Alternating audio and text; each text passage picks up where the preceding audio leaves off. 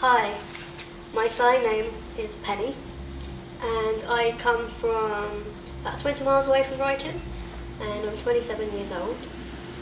I've always been really active throughout my life. I first started competitive swimming when I was a teenager and I actually broke 4 world records when I was at my peak. So that was quite incredible. Unfortunately I missed out on being a Paralympic swimmer, but I still managed to do quite well. And then from giving up swimming, I then moved on to aerial circus skills. So it was very random, just sort of fell into it. There was an article in a disability magazine asking for disabled people if they wanted to try out circus skills, and I jumped at the chance, so never looked back, and that was 7 years ago now. So I've been doing aerial circus on and off for 7 years. It's given me some incredible opportunities.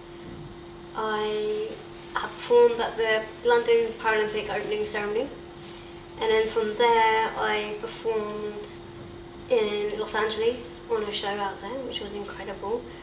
And I also have met some incredible people as well. One in particular is Eskil Runningsbakken, who is from Norway.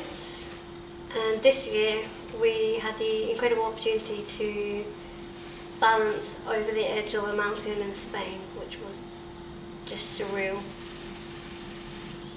And so far this year I've joined No Holds Barred and started doing aerial circus with them. 7 years ago I started working for an inclusive circus company called Cirque Nova, and it was run by a lovely guy called John Marie, who just embraced disability and was not fazed by training people with all kinds of disabilities really. And we would go up to London once a week and do all kinds of circus. So it wasn't just aerial, it was juggling, acrobatics, harness, you name it, we've probably tried it. For me, circus is about leaving behind barriers and boundaries. For me, it's about sort of having that physical freedom. It's getting out of the chair and just sort of proving people wrong as well. And I think what's so nice about circus and the people who you meet, people want to learn off you rather than compete against you. And I think everyone has the same outlook. They're always trying to push their bodies to the absolute limit, but each and every one of us is doing it differently. So whether I have a disability or not, I'm still included. For the London 2012 Paralympic opening ceremony, we did 4 months of training for it. 8 weeks of those were at Circus Space, which is a national circus school in London. And we got to try out so many different things and also work on our theatre performance as well, which was really, really helpful. And the whole point of the show was enlightenment, so it's sort of opening up people's eyes and giving people power. London 2012 was quite pioneering, I think. It was the first time that Paralympics had sort of been put into the mainstream light, and the opening ceremony was about enlightening people and changing people's perceptions. And I think there's a lot of stereotype about disability, and it was probably one of the first places in the world that has sort of shown disabled aerialists en masse, not just 1 or 2, but there was, at least 20 of us up in the air at the same time.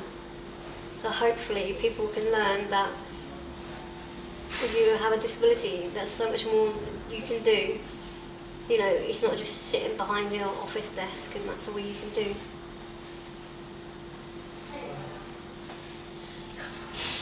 I first met Ruben back when we used to be training at circus school in London, and then we kind of lost contact with each other. But then last year I found that he was setting up No Holds Barred, and I'm so excited to be able to start training again, and especially that it being local. I wasn't having to travel 2 hours away. At least now it's only about 45 minutes away, which is just nothing. And since then I've been involved with the circus project and been doing that, and also it's just given me a great social life, met some lovely people. I just finished the 10-week circus course here in Brighton, and it was lovely to be with a group that is inclusive, and the teachers were not afraid to work with us. And I think the highlight of it was just learning that one new trick of what I've never done before, didn't think I would be able to do, and I managed it really well. And it's also sort of proving myself wrong that I can do a lot more than what I think I can. So that's been a great experience, and just trying out a little bit of different type of aerial. I haven't done aerial yoga before, so that was good. Having been doing a lot of aerial performances and had quite a lot of paid jobs, I think for me the way I'd love for the No Holds project to go forward would be to get ourselves up to the standard of where we can actually put on our own show. All my previous shows have been very much dictated by the director, and I think it would be amazing to be part of a project that we make up our own story, our own narrative, and do our own performances. You know, everyone's got their own strengths and abilities, and I think together we could put on an incredible show, and it would be just amazing, really. I think a theme what I would like to explore is kind of a little bit of love story, because I think a lot of disabled people aren't given the opportunity to play the leading role of a love story, or it's always sort of pity and things like that, and I'd quite like an empowering love story maybe. I think that'd be quite fun to explore, and maybe, depending on what kind of show, maybe make it a little bit more adult. The highlight for the 10-week project we just done, it's sort of been an environment where you just feel safe and you just feel relaxed, you don't feel judged. You know, I don't worry about what people are thinking of my disability or how I'm moving. It was just, I think it was the social side of it that really made it, and we really gelled as a group. I think if it's been a little bit more insular and people being a little bit more on their own, I don't think it would have worked as well as what it did. I think we're really lucky with the group. But I think we also tried really hard as well to make that effort to join us together. So in the beginnings we'd always sort of group together and tell everyone how we're feeling, and if we had any concerns, and I think that was very, very helpful. I think being part of No Holds Barred has been amazing because I get to do what I love in an environment that I feel comfortable with. And also it's been the social side, like I don't often just get to go around someone's house and watch a film because it might not be accessible, or I might not be able to feel up to it because I get quite a lot of pain.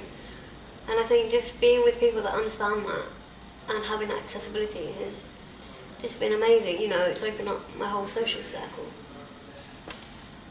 Please support No Holds Barred because it's an incredible opportunity for disabled people and any sort of minority group as well. Circus can absolutely change people's lives, and it gives me a chance to feel free in my own body and get to do lots of different stuff. For me, if we were going to put on a show, I need it to be good, high standard, because I don't want people to look and think, oh, they're letting, you know, the disabled people have a go, oh, bless them, you know. I want people to be inspired by what we do and learn from us. You know, it's not about pity, it is about empowerment, and it's